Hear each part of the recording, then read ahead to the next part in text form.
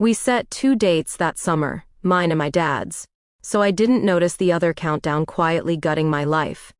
While I handed my future stepmother a binder of vendors and passwords, she was quietly budgeting for a wedding that wasn't mine. You're watching Revenge Files. Subscribe for a new twist daily. I live in Columbus, Ohio.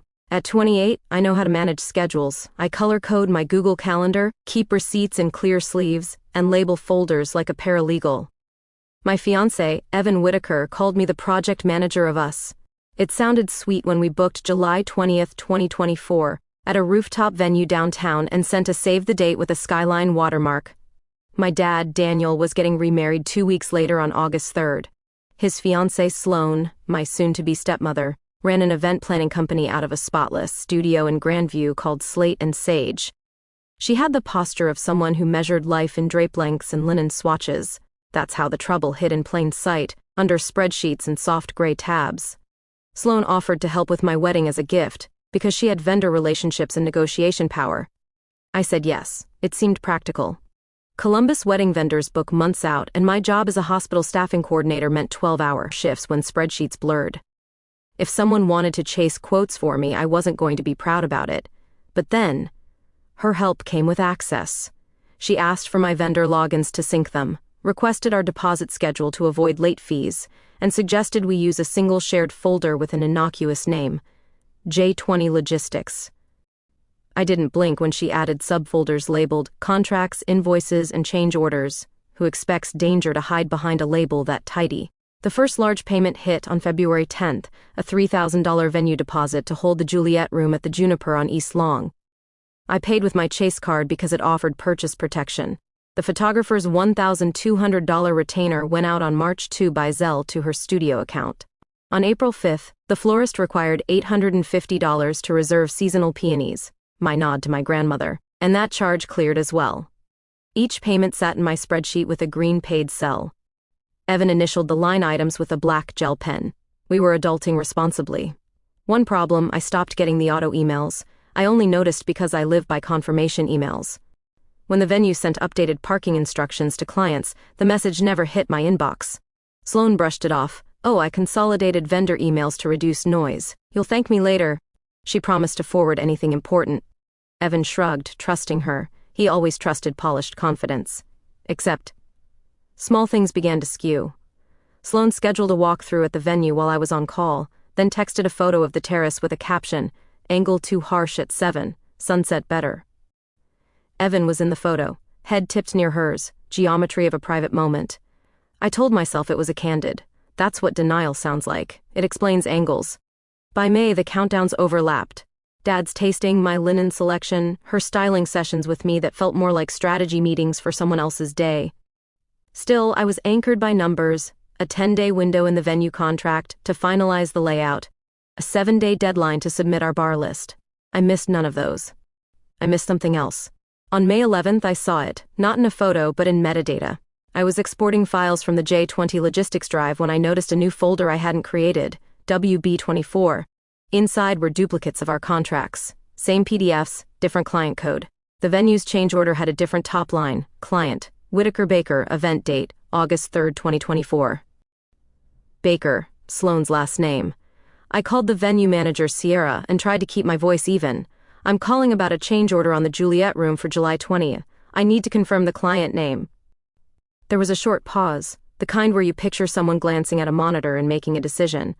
The Juliet Room, yes, she said. Our system shows July 20 is open as of last week, and the Whitaker Baker event on August 3 with a transferred credit. I could hear the buzz of line noise. I swallowed. Transferred from what? An unrelated reservation canceled by the account manager, she said. We have a non-refundable policy but allow credits to apply to a future booking. It's all in your paperwork. Whose paperwork? I asked. Silence again. Ma'am, we aren't allowed to disclose details beyond the listed clients. Sorry. I thanked her and hung up because shaking in a public hallway is worse than shaking in your car.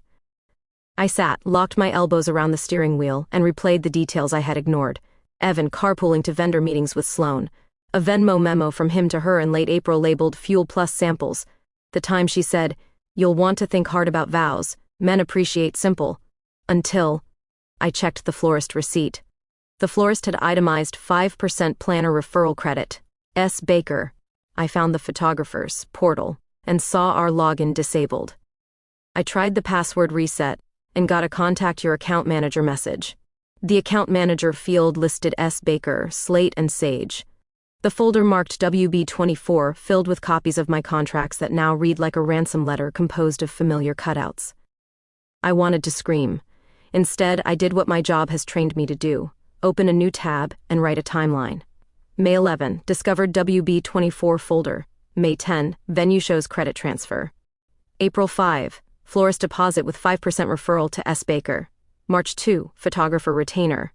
February 10, venue deposit. I toggled between tabs and started taking screenshots. Contracts, message headers, the last edited stamps. I exported PDFs with metadata visible in the top ribbon. Then I recorded a call. Ohio is a one-party consent state for recording, and I was the party.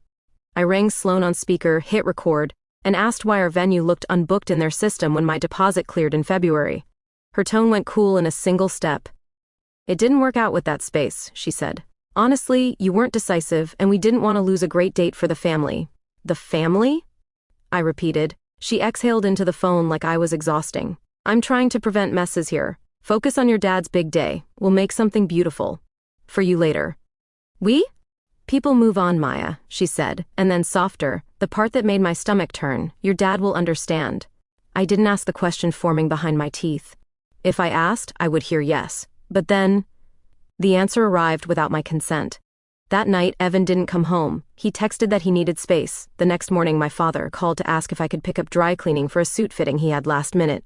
His voice had the brittle brightness of a man in a house with a gas leak, pretending the smell is a candle. I drove to my dad's, let myself in with a key that still worked, and found a paper bag on the kitchen island, addressed to D+S. Inside was a booklet from the Juniper with Whitaker Baker handwritten on a sticky note. The fact that they had written their names together in my father's kitchen sliced cleaner than any confession. Grief made me stupid for 24 hours. I slept on the floor with my dog's head on my chest and woke up to a hum in my ears like a fluorescent light. Then I stood up. Revenge is a strong word for what I planned. I prefer the one my grandmother used when she mended shirts. Let's set this right. Setting it right started with my card. I called Chase Purchase Protection and filed a claim for services not rendered and potential misrepresentation. I uploaded the contract showing my name as client, the venue's email confirming the credit had been applied to a different event, and the recording where Sloan told me to focus on your dad's big day. The representative was measured. "We'll need a written denial or refusal from the merchant to consider a chargeback," she said. "Can you get that?" I could. I emailed the venue a clear, polite demand for a refund, because I never authorized any transfer. I requested they confirm in writing that they would not refund me because of a non-refundable clause. They obliged within an hour. It was cold comfort to see denied in writing, but it was the first stitch. Next, I filed a consumer complaint with the Ohio Attorney General's Consumer Protection Section. I attached the emails, contracts, and screenshots showing my deposit assigned to Whitaker Baker. I checked the box for misrepresentation and unauthorized transfer of funds. I am not naive. I know state offices are flooded and slow, but sometimes bureaucracy is a lever. Then I turned to court. Small claims in Franklin County is designed for what people like me can actually afford and handle. I downloaded the form, listed myself as the plaintiff, and named 2 defendants, Evan Whitaker, for conversion and unjust enrichment to funds that benefited him, and Sloan Baker, for deceptive practices and conversion related to the unauthorized transfers. I requested $5,400 plus court costs. The total of the florist, photographer, and suit rental deposits that I could show had been redirected or lost after the venue. I printed the timeline as Exhibit A, the contracts as Exhibit B, the emails as Exhibit C, and the audio transcript, clean, no editorializing, as Exhibit D. One problem: service of process. Evan had moved out on May 12th. I didn't know where he was sleeping. Sloan's business had a studio address, but planners surface hop. I hired a process server through a local company for $90. The woman on the phone sounded like she had seen it all. "Give me work and home," she said. "Events people live on their feet." I handed her Slate and Sage's studio and my dad's address, plus the Juniper's tasting schedule pulled from a public calendar I found linked to an old blog post. If that sounds invasive, remember, they were using my money to plan a party at my father's expense. Except, Serving your own father's fiancé at a tasting is the kind of thing you would pay not to watch. I didn't go. I got a text from the server at 2:47 p.m. on May 19, served S. Baker in person at the Juniper, refused to sign, photo attached. I saved the photo and wanted to wash the phone after. Evan was served at 9:20 that night in the parking lot of a co-working space on West 5th. He signed. They had until June 5 to respond. June 12 was our hearing date, 7:45 a.m. docket, courtroom 11B, 375 South High Street. That's the sort of clock I understand. But then, a new complication. Sloan sent a cease and desist email accusing me of defamation and interference with business relations, citing my one review on a vendor forum where I wrote precisely, "My deposit was transferred without my consent." She copied an attorney whose domain was a boutique brand and not a law firm. I read it 3 times and then did the opposite of what she wanted. I said nothing back. I gathered. Around the midpoint of every disaster, you find the lever you didn't know you had. Mine was a reconciliation report. The florist, after seeing my ag complaint, forwarded a ledger to clarify. It showed a line item I hadn't expected to see, referral rebate 10%. Slate and Sage WB24, 10%, not 5. It also included a payment from Sloan to the florist for sample suite 3 days before my retainer hit. Alone, a referral rebate is unsavory but not illegal. Combined with an unauthorized transfer of my deposit, it became a pattern. She used my funds to seed a vendor pipeline that paid her back. I added the ledger as Exhibit E. The photographer responded to my written request with something better, an audit trail from their project management software. It showed my name as the original client, then a project owner change on April 26 at 3:14 p.m., executed by Spaker at Slate and Sage. Events, with the note consolidating management for family event. It also listed my account as disabled by admin. The document had a header and a timestamp that looked like it would be comfortable in a courtroom. I highlighted the line with a yellow pen I saved for test days. I added the audit trail as Exhibit F. On June 3, Chase emailed that my claim was provisionally credited while they investigated. My balance bumped up by $3,000. 2 hours later, the Juniper's general manager reached out. The AG's office had forwarded my complaint for voluntary resolution. The email told a story about policy and miscommunication by an external planner. It also offered a full refund in good faith if I would withdraw my complaint against them specifically. I accepted the refund and kept my complaint against Sloan and Evan. I updated my damages in the court file to reflect the venue refund and reduced my claim to $2,400 plus costs. It made me look like the only adult in the room. June 12 came like a date circled in red.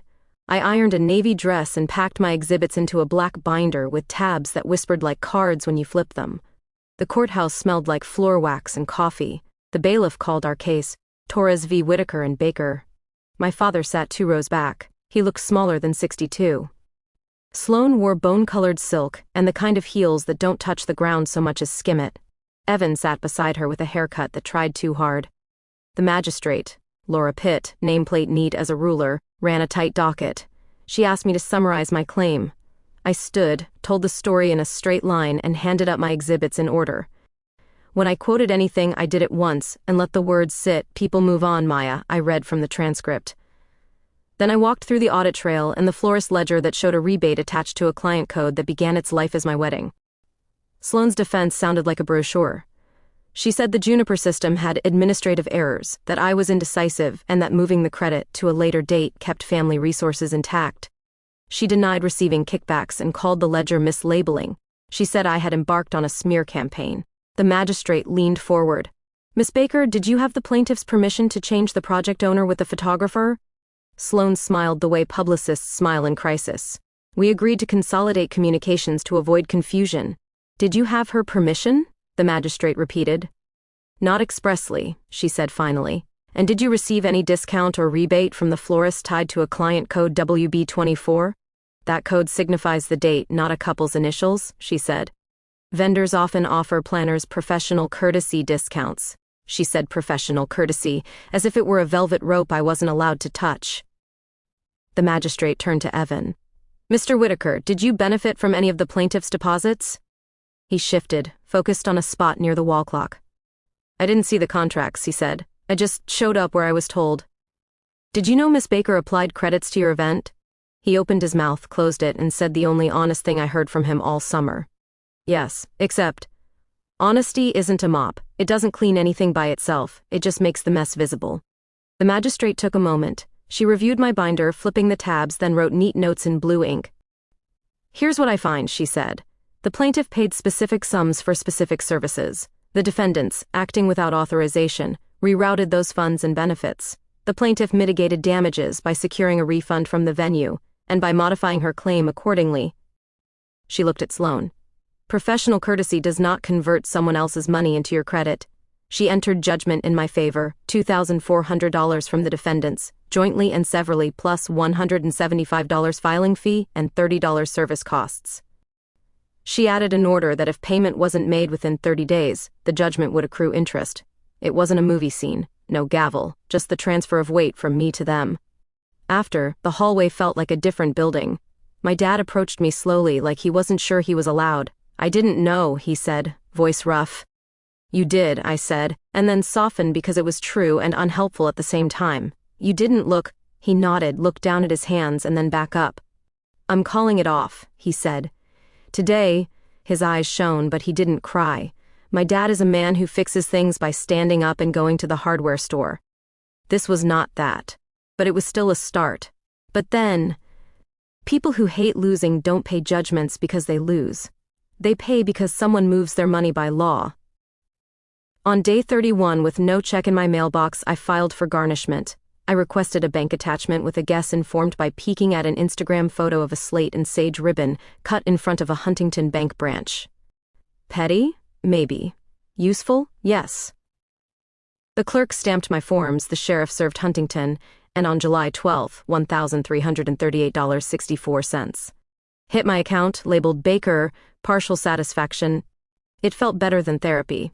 Evan paid his share by money order a week later with a note that read, Sorry, I didn't respond. There is a point past which words can't add anything. I withdrew my ag complaint against the Juniper after the refund cleared and left a complaint against Slate and Sage open. A month later, I received a letter indicating the matter was resolved via assurance of discontinuance, with the business agreeing to modify its client authorization practices.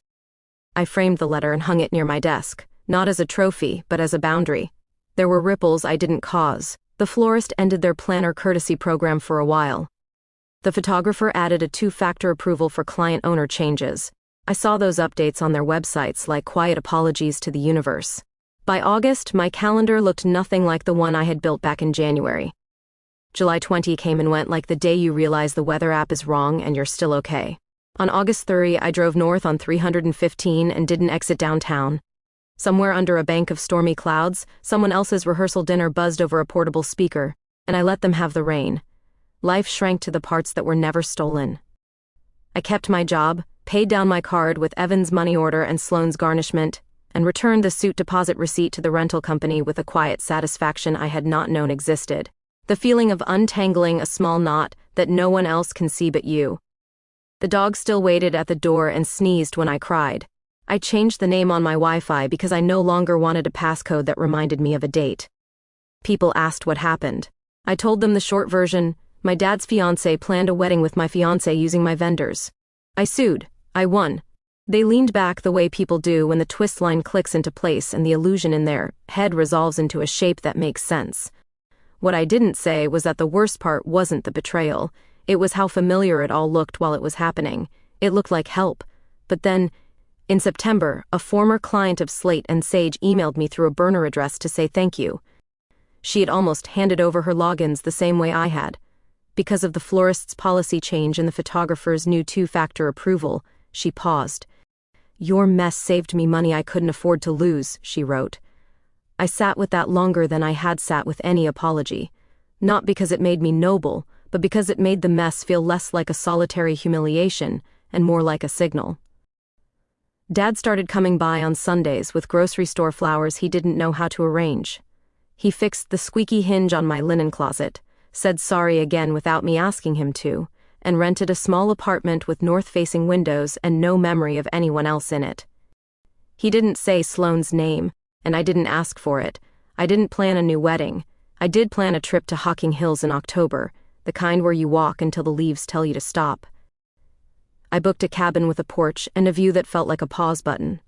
At night, I printed new photos and slid them into frames, Not because the old ones were foul, but because I wanted the surfaces in my house to reflect the current tense. I am. I do. I will. On paper, the price they paid looks like 3 numbers, $2,400 plus $205 in costs, with interest until paid. In practice, it was heavier. Evan had to write a money order with my name on it and imagine the clerk reading the memo line. Sloane watched a sheriff's garnishment pull dollars from a business account that she thought was a fortress. My father called off a wedding and stood in the shards of his pride. None of those punishments restores anything. They don't have to. They just make sure I'm not the one covering their bill. Sometimes at night, the hum returns and I reach for my phone the way you reach for a glass of water after a bad dream.